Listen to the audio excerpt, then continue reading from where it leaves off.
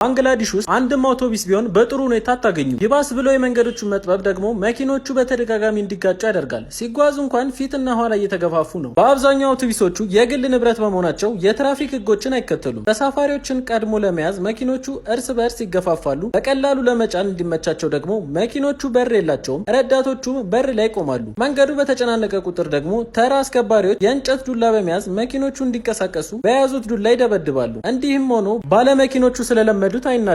እነዚህ ያረጁና የረገፉ መኪኖችን ለማደስ ብዙ ወጪ ይጠይቃል። ቢጠገኑ እንኳን መልሰው ወደ ቀድሞ ሁኔታቸው መግባታቸው ስለማይቀር ባለቤቶቹ መኪኖቹን ለማደስ አይደፍሩም። መስታወታቸው ቢሰባበሩም ወይንም ቢረግፉ እንኳን አይቀይሯቸውም። በባንግላዴሽ የመኪኖቹ መስታወት ሙሉ ለሙሉ ረግፎ ባዶ ቢሆን እንኳን በፍጹም አይተኩም። ይህ አይነት ሁኔታ እኛ ሀገር ታዝባችሁ ይሆን? ይህን ቪዲዮ ያዘጋጅላችሁ ዋልታ ቴክኖሎጂ ሲሆን የመኪናችሁ ሞተር ሲነሳ በስልካችሁ የሚያሳውቃችሁና የመኪናችሁ ሞተር በስልካችሁ መቆለፍ የሚያስችላችሁ የጂፒኤስ ቴክኖሎጂ ድርጅታችን ዋልታ ቴክኖሎጂ አስመጥቶ እየገጠመ ይገኛል። ለበለጠ መረጃ ከታች ባለው ስልክ ቁጥር ይደውሉልን። እንደዚህ አይነት ከመኪና ጋር የተገናኙ መረጃዎች እንዲደርሳችሁ የፕላስ ምልክቱን በመጫን ቤተሰብ ይሁኑ።